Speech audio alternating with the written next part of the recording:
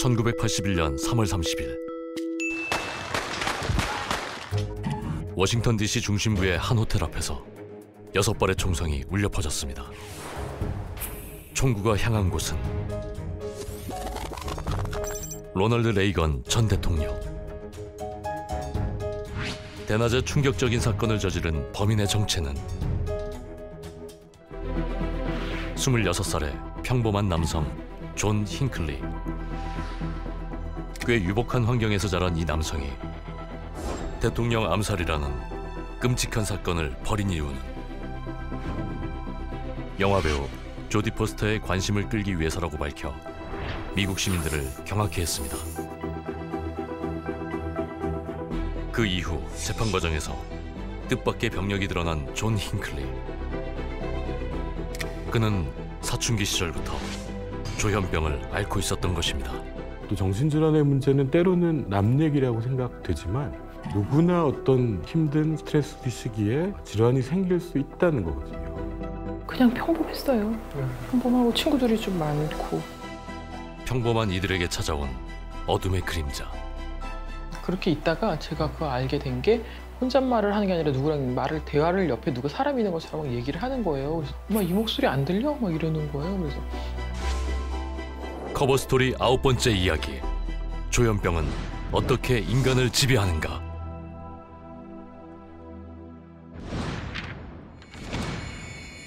인지심리학의 대가 김경일 교수와 함께 우리가 미처 알지 못했던 조현병에 대해 알아보겠습니다. 최근 전국을 공포로 몰아넣는 충격적인 범죄들이 연이어 발생하고 있습니다. 그중에서도 특히 전 남편을 살해한 것도 모자라 시신을 전국에 유기한 것으로 추정되는 고유정 사건. 전 남편의 것으로 추정되는 유해 일부가 인천에서 발견됐습니다. 김포시 소재 소각장에서 뼈 조각을 발견해 고유정이 제주에서도 시신을 유기한 정황이 확인됐다는 소식을 현재 우발적 사고였다는 그녀의 주장에 수사는 난항을 겪고 있고 상식적으로 이해가 되지 않는 부분이 많아 전문가들 사이에서도 의견이 분분합니다. 이러한 극악무도한 사건들이 벌어질 때마다 가장 논란이 되는 부분은 다름 아닌 범죄를 저지른 사람의 정신질환 여부입니다. 지난달에 발생한 고속도로 역주행 추돌 사건, 그리고 어린아이를 포함해 주민 5명이 숨지고 13명이 다쳤던 진주의 아파트 방화 살해 사건 등 충격적인 사건 소식마다 범인들이 정신질환인 조현병을 앓고 있다는 보도가 늘 뒤를 이었습니다. 그런데 조현병을 가지고 있는 사람, 치료를 받고 있는 사람들이 범죄를 저지르는 비율은 아주 낮아요. 0.04% 정도.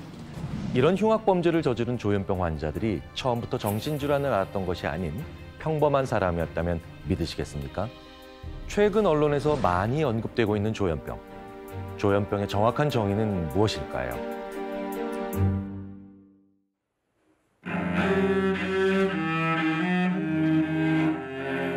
다소 불안정한 음정을 내는 첼로. 잠시 후 다시 연주를 해봤습니다.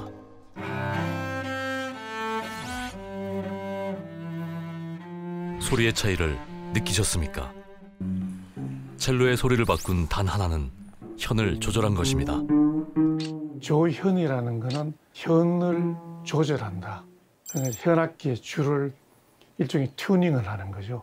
잘 이게 튜닝이 되면 이제 정확한 소리가 나잖아요. 근데 그게 이제 뇌의 어떤 신경세포들의 연결이 잘 되어 있으면 적절한 사고나 감정이나 이런 걸 이제 표현할 수도 있고 느낄 수도 있고 그걸 이제 상징적으로 표현을 해서 조현병이라고 이렇게 했고요. 조현병 이전에는 이제 보통 정신분열병이라고 불리던 병인데요. 영어로 스키조프레니아라고 말 그대로 정신이 분열한다는 뜻인데 아무래도 정신분열병이라고 하면 부정적이고 낙인을 조금 찍을 수 있는 효과가 있어서 인식 개선 차원에서도 학회에서 병명을 변경하게 되었습니다. 사실은 아주 적은 희귀한 질환은 아닙니다. 어떤 사람들은 티가 많이 날 수도 있고 티가 나지 않을 수도 있지만 대체적으로 100명 중에 1명은 돌아보면 무조건 있을 수밖에 없는 뇌의 질환인 셈입니다. 뇌의 어떤 변화가 조현병을 불러올까? 이 뇌 중에 시상이라고 외부에서 오는 자극을 느낀 지각이 다 이쪽으로 모이게 됩니다. 전두엽과 연결되는 부위와 1차 감각 부위와 연결되는 부위가 이상이 있는 거죠. 시상은 뇌의 가장 중심부에 있는 간뇌의 일부분으로서 뇌의 각 부위를 연결하는 가교 역할을 수행하는 곳입니다. 그 중에서도 감정 조절과 자제력을 관장하는 전두엽, 그리고 시각, 청각, 촉각과 같은 감각 부위와 시상이 연결된 부분에서 이상이 발생할 때 조현병의 발병 가능성 역시 높아진다는 연구 결과가 발표되기도 했습니다. 현재 학계에서 발표된 조현병의 평균 발병 나이는 남성은 18세, 여성은 25세로 나타났습니다. 사춘기가 되면 추상적인 생각, 철학적인 생각 이런 게 뇌에 부담을 주게 되죠. 그러면서 이제 병이 걸리는 거죠. 흔하게 사춘기에서 볼 수 있는 뭐 문을 닫고 혼자 방에 들어간다든지 밥을 먹으라고 해도 밥을 먹지 않고 혼자만의 시간을 보내고 싶다고 한다든지 다소 예민해 보인다든지 이제 이런 증상들이 전구 증상으로 나타날 수 있기 때문에 사실 가족들이 예민하게 관심을 갖지 않으면 놓칠 수 있는 증상들이 꽤 많습니다. 조현병의 대표적인 증상들을 살펴보면 망상, 환청과 환각, 이상한 언행 등이 주로 나타납니다. 특히 망상의 경우 10년 동안 계속 불이익이 뒤따르고 있었습니다. 하루도 안 멀다고 불이익을 당해오고 뭐 이러다 보면 화가 날 대로 나오고. 망상 피해를 현실처럼 언급했던 안인들, 그리고 MBC 뉴스데스크입니다. 서울시는 새로운 지하철 건설에 필요한 재원을 귓속에 도청 장치가 들어있습니다, 여러분. 귓속에 도청 장치가 들어있습니다. 저는 갈고밀동. 그분이 조현병일 가능성이 있죠. 이제 남이 나를 감시한다, 남이 나를 죽이려고 한다. 이런 피해망상이 가장 많습니다. 조현병 환자들이 가장 많이 겪는 대표 증상 중 하나는 주위에 아무것도 없는데도 사람 목소리나 어떤 소리가 들리는 환청입니다. 정수는 채널 부위를 만나려고 회미에 나왔습니다. 왼쪽 주머니에 넣어. 담배꽁초를 왼쪽 주머니에 넣으라고. 주기적으로 이런 소리가 들린다면 그 어떤 평범한 사람도 일상생활이 어려울 겁니다. 실제 환청을 겪고 있는 조현병 환자들에겐 어떤 소리가 들릴까요? 조현병 당사자들은 어떤 환청을 듣고 어떤 어려움을 겪고 있을지 그들의 모임을 찾아가 봤습니다. 정신질환을 가진 이들이 자립하고 사회적 배제와 차별로부터 자유로워질 수 있도록 설립된 인권단체 파도선. 이곳에서 그들은 어떤 도움을 받고 있을까? 저희 파도선에서 매주 금요일마다 정기적으로 하고 있는 당사자 자조 모임이거든요. 이런 모임을 통해서 이렇게 서로 여기서 친구도 생기고 작업도 하고 여러 가지 프로그램들도 하고 하는 그런 시간이거든요. 회복하는데 굉장히 도움이 돼요. 캐릭터 닮았어. 보여줘봐. 보여주시고 설명을 좀 해주시면 좋을 것 같아요. 환청 들리는 소리 따라서 그린 거거든요. 치트는 목을 찢어도 담배 연기는 입으로 나온다라는 그런 환청 소리였는데 처음 조현병 증상과 마주했을 때 이들은 어떤 느낌이었을까? 다른 애들이 못 보는 걸 내가 보니까 내가 귀신을 보나? 이런 생각도 했었고 이제 애들이 듣지 못하는 소리를 들으니까 수업 시간 때 방해가 되더라고요. 지나가는 애들이 쳐다보는 시선만으로도 이제 쟤가 날 싫어하나 보다. 쟤 또 나를 괴롭힐 게 뻔할 거야. 이런 생각을 하게 되더라고요. 칼이 나를 찌르는 그런 것들? 근데 환통도 같이 오죠. 그때는 칼을 찌를 때 막 여기 배가 아프다거나 막 그런 거. 어디가 집에 가야지 이런 소리가 들리기도 했고 막 노랫소리가 들리기도 하고 그랬던 것 같아요. 고등학생 때 처음 발병한 이후 매일 같은 환청에 시달렸다는 최우리 씨. 하루에 3번쯤 한 아줌마 목소리가 들렸는데 역 같은 이렇게 이제 벽 쪽에서 소리가 난다고 생각을 했거든요. 그래서 벽에다 이렇게 손을 대고 소리야 멈춰라 하면서 손에 딱 대면 소리가 안 나더라고요. 돌아다니면서 그렇게 벽에다 손을 대고 이러니까 엄마 아빠가 이상하게 생각해가지고 저를 강제 입원시켰거든요. 엄마한테도 얘기를 해보고 그리고 그 친구들한테도 얘기를 해봤어요. 그 뒤로 이제 친구들이 저를 싫어하더라고요. 그냥 말 그대로 힘이 들었어요. 그냥 아무 이유 없이 그냥 죽고 싶다는 생각도 들었고 밑도 끝도 없이 바닥으로 떨어지더라고요. 조현병 환자들이 겪고 있는 환청을 일반인이 듣는다면 어떤 일이 벌어질까? 환청 실험을 위해 모인 8명의 평범한 사람들. 이들은 조현병에 대해 얼마나 알고 있을지 물어보았습니다. 뉴스 때문에 처음으로 들어봤었습니다. 막 갑자기 소리를 지른다거나 상대방은 되게 당황스러운. 가끔씩 이제 궁금할 때가 많죠. 어떻게 보면 장애가 있는 건데 장애 있으신 분들이 어떨지를 모르니까. 실제 환청이 어떤 영향을 끼칠지 실험을 시작해 보겠습니다. 조현병 환자들에게 들린다는 소리를 재구성해서 만든 환청 테스트용 음성을 피실험자들에게 들려주었습니다. 오른쪽으로 가. 오른쪽으로 가. 오른쪽이라고 오른쪽. 너 왜 이렇게 바보 같니? 넌 나를 배신했어. 당신을 사랑했어요. 죽어라. 평생 너 쫓아다니면서 괴롭힐 거야. 내 죽을 때까지. 과연 환청을 들으면서 일상생활이 가능할지 명함에 있는 전화번호로 메시지 보내기 실험을 진행해 보았습니다. 준비된 내용을 암기 후 메시지를 보내는 간단한 실험. 환청을 들으면서 이들은 모두 성공할 수 있을까? 먼저 문자 보내기를 끝낸 한 남성. 그의 결과는 보기의 내용과 모두 일치. 환청에 상관없이 가볍게 성공합니다. 그렇다면 함께 문자를 보낸 여성의 결과는? 끝번호가 어떤 분이신 거죠? 저요. 네. 날짜, 시간, 장소 다 틀린. 진짜요? 날짜와 시간을 다르게 적었을 뿐만 아니라 장소는 아예 적지 못한 상황. 깜짝 놀랐어요. 저 맞게 쓴 것 같은데. 또 다른 사람의 결과 역시 저녁 8시 30분이라고만 보내줬는데 날짜도 있었고. 아니요, 전혀 그거밖에 기억이 안 났어요. 읽었는데도. 이상한 내용의 메시지를 보낸 이도 있습니다. 이렇게 오셨어요? 네? 그러니까 7월 4일. 전혀 다른 내용의 메시지를 보낸 남성.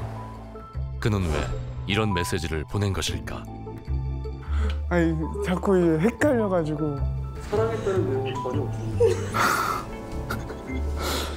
머릿속은 기억을 했는데 귀에서 자꾸 이상한 말, 딴 말 하니까 막 사랑합니다, 뭐 죽고 싶습니다 막 이러니까 이게 쓰고 싶은 대로 써지지가 않고 계속 뭐였지? 그냥 들리는 것만 계속 쓰게 되더라고요. 좀 많이 소름 돋았고. 8명 중 무려 5명이 메시지 전송에 실패했습니다. 두 번째 실험에선 서로의 신상 정보에 관한 대화를 시도해봤습니다. 성함이 어떻게 되세요? 나이는 어떻게 됐어요? 주소는 어떻게? 직업이 어떻게 됐어요? 혈액형, 그리고 취미가.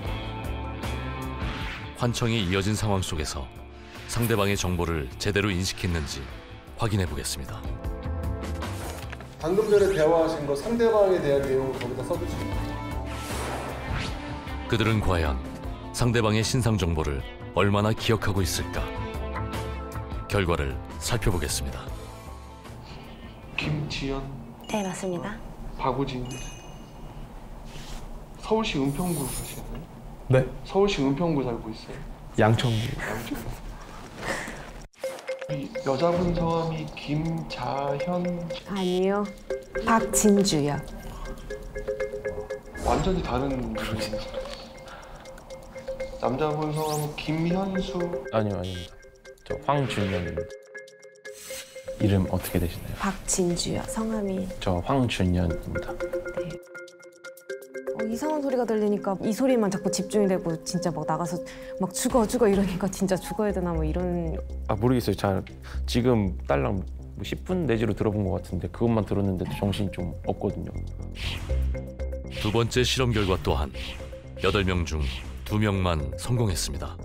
아기가 가득한 말들이 조금 부정적인 감정이 저도 같이 이렇게 따라 올라오는 게 컸어서 뭘 어떻게 도와줘야 될지를 모를 정도로 좀 당황스러웠어요. 너무 힘들 것 같아요. 가족들도 너무 고통스러울 것 같아요.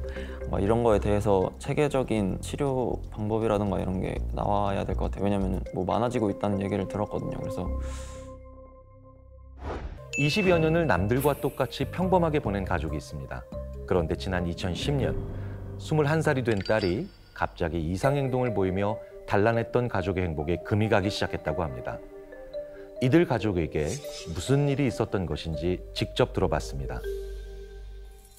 현재 강원도 속초에서 생활 중인 30살의 조현병 당사자를 둔 가족. 저는 속초에서 음악학원을 하면서 조현병을 앓고 있는 딸을 키우고 있는 홍수민이라고 합니다. 피아노 학원 한켠에 자리한 공간에서 조현병 당사자인 가영 씨는 대부분의 시간을 보내고 있습니다. 안녕하세요. 네. 안녕하세요. 안녕하세요.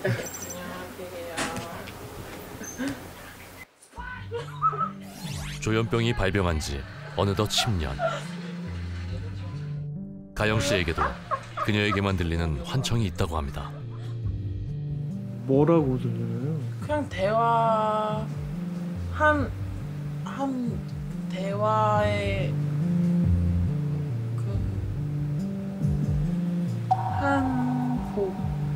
한 부분. 자신의 생각조차 힘겹게 말하는 지금과 달리 발병 전에는 미래가 촉망되는 소녀였습니다.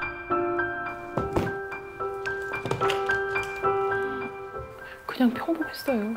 평범하고 친구들이 좀 많고 생일 파티 때 이렇게 막 만들고 이렇게 할 정도로구나.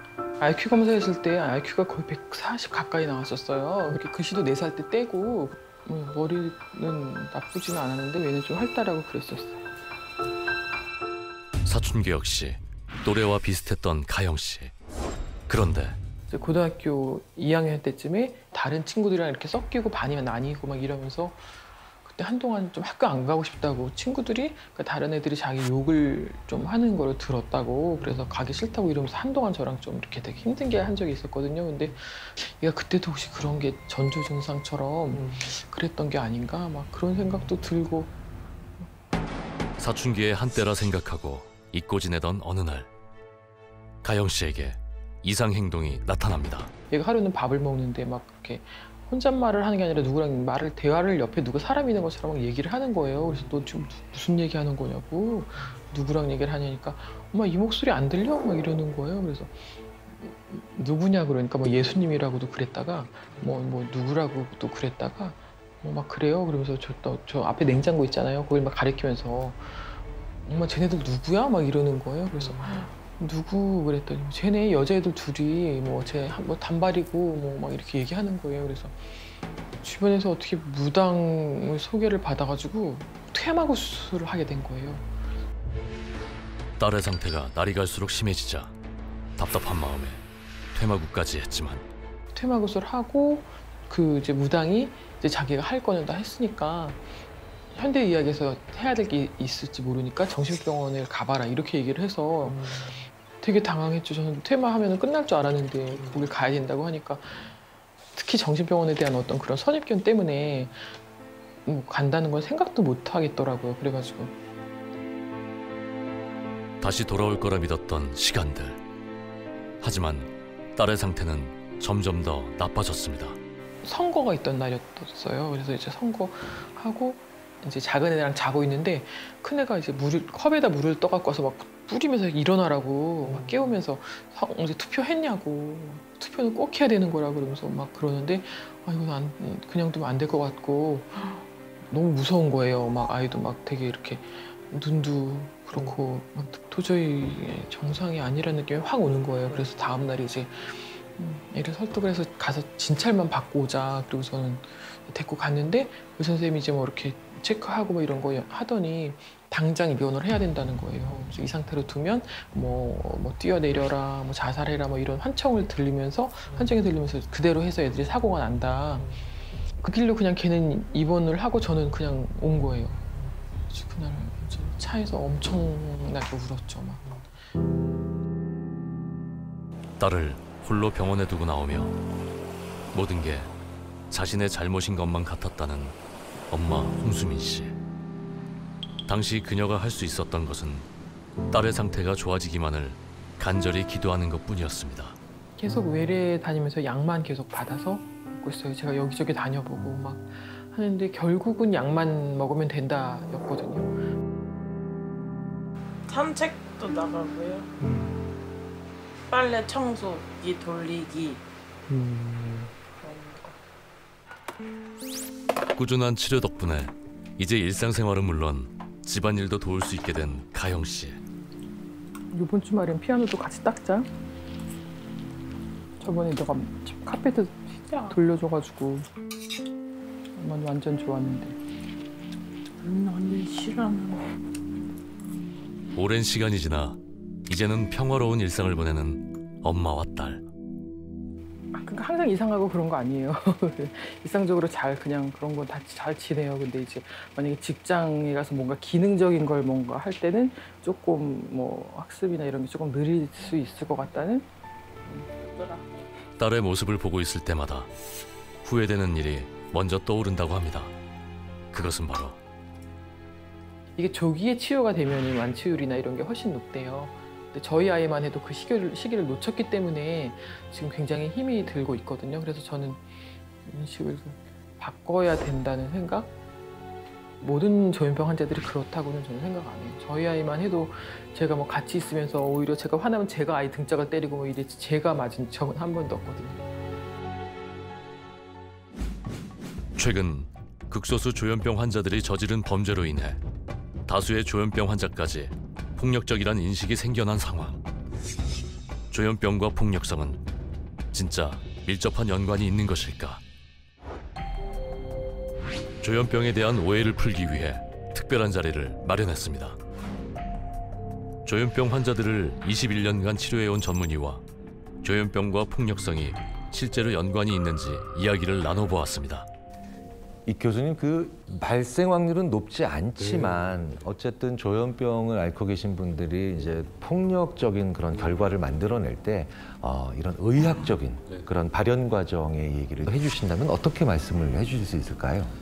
그러니까 조현병은 일부 분들, 사실 그분들은 조현병과는 또 약간 무관하게 어렸을 때부터 폭력에 많이 노출됐다거나 그런 성장 과정을 가졌다거나 이미 문제 해결 방법으로 폭력을 선택한 성격이 있는 분들이 많습니다. 그래서 이것과 이제 증상이 합쳐지면 아주 위험한 행동이 있을 수 있기 때문에 그래서 이제 뭐 남이 나를 해치려고 한다, 저 사람을 어떻게 해쳐라 이런 소리들이 막 들리는데 본인은 그걸 이제 현실로 믿고 있는 거죠. 조현병과 관련된 범죄의 이유가 또 이제 뭐 있습니다. 치료와 지원의 연속성이 매우 중요한 점. 연속성. 네. 근데 이제 산업화되고 핵가족화되면서 부모님이 연로하시고 형제자매는 없거나 한 명 정도니까 돌볼 사람이 없어지고 있습니다. 안인득과 같은 경우에도 형님은 직계가족이 아니니까 권한이 없고 뭐 어머님은 입원해 계시니까 보호의무자에 의한 입원은 안 되고 감내하고 돌보고 그럴 가족이 점점 없어지고 1인 가구가 늘고 하다 보니까 지역사회에 방치된 환자가 늘어나고 있고요. 미국에서도 뉴욕에서 1999년에 지하철역에 서 있는 무고한 시민을 조현병 환자가 뒤에서 밀어서 2명이나 이제 돌아가신 일이 있었는데요.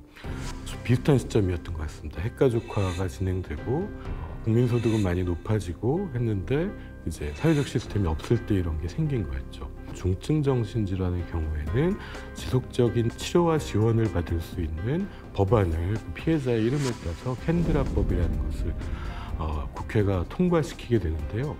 그걸 요구한 단체가 의외로 환자와 보호자 단체였습니다. 이렇게 했을 때 좀 더 우리가 지역사회에서 같이 살아갈 수 있다고 믿었기 때문이고요.